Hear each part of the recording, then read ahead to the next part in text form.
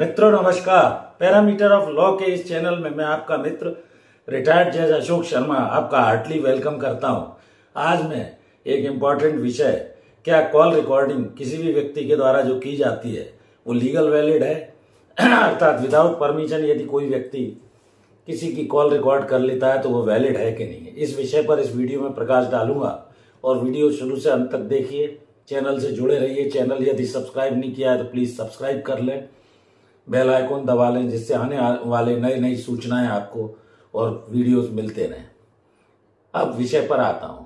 Video महत्वपूर्ण है। आजकल स्मार्टफोन का युग है ज्यादातर लोग उसी का यूज कर रहे हैं। ग्लोबलाइजेशन के इस युग में स्मार्टफोन हर व्यक्ति के पास है और लोग कॉल रिकॉर्डिंग भी करते हैं। अब प्रश्न उठता है कि क्या कॉल रिकॉर्डिंग लीगल है, वैलिड है या इलीगल है। तो जहां तक इस विषय पर एक महत्वपूर्ण निर्णय माननीय सर्वोच्च न्यायालय का RM Malkani versus state of Maharashtra का हुआ था, जिसमें 1973 में माननीय सर्वोच्च न्यायालय ने कुछ डायरेक्शन दिए थे जिसे मैं बताऊंगा। तो लीगल और इलीगल है ये कानून का। क्रिमिनल केस इसमें नहीं बनेगा आपराधिक किसी तरह का, बल्कि सिविल सूट कोर्ट में डैमेज सूट आप लगा सकते हैं अगर किसी तरह की आपकी परमिशन के बिना वो उस व्यक्ति ने आपकी कॉलों को रिकॉर्ड किया है, कॉल्स को रिकॉर्ड किया है।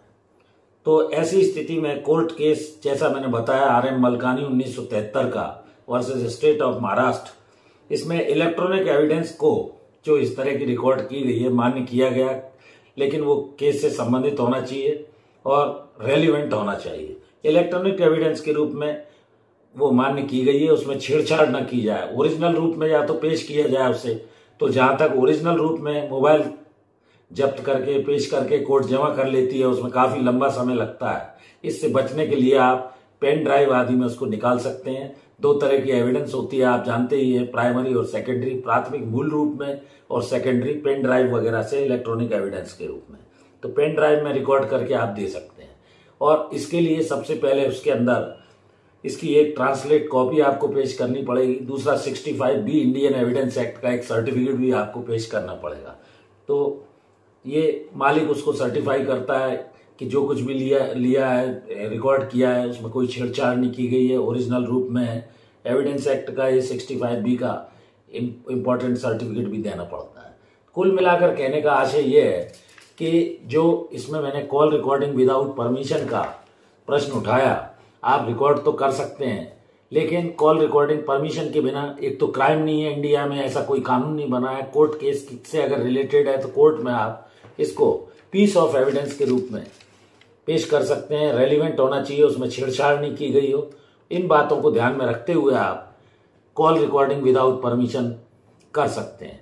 लेकिन कॉल रिकॉर्डिंग इंडिया में अभी तक कोई ऐसा कानून नहीं है। ये केवल आर्टिकल 21 इंडियन कॉन्स्टिट्यूशन के अनुसार राइट टू प्राइवेसी का वायोलेशन माना गया है। क्रिमिनल अपराध की कैटेगरी में इसको नहीं रखा गया है और इसमें RM Malkani versus state of Maharashtra 1973 माननीय सर्वोच्च न्यायालय का इंपॉर्टेंट न्याय दृष्टांत रेलिवेंट है। धन्यवाद मित्रों। वीडियो कैसा लगा, जानकारी कैसी लगी, चैनल से जुड़े रहिए, चैनल को देखते रहिए, लाइक सब्सक्राइब कीजिए और कोई कमेंट हो तो कीजिए, मैं उस पर आपका जवाब दूंगा आपको। एक और अनुरोध, मेरी धर्मपत्नी श्रीमती अर्चना शर्मा का भी YouTube पर एक चैनल अर्चना RT आपके नाम से, कृपया उस चैनल को भी यदि सब्सक्राइब नहीं किया है प्लीज सब्सक्राइब कीजिए, वीडियोस देखिए, लाइक कीजिए, शेयर कीजिए। धन्यवाद। इस वीडियो में यहीं तक।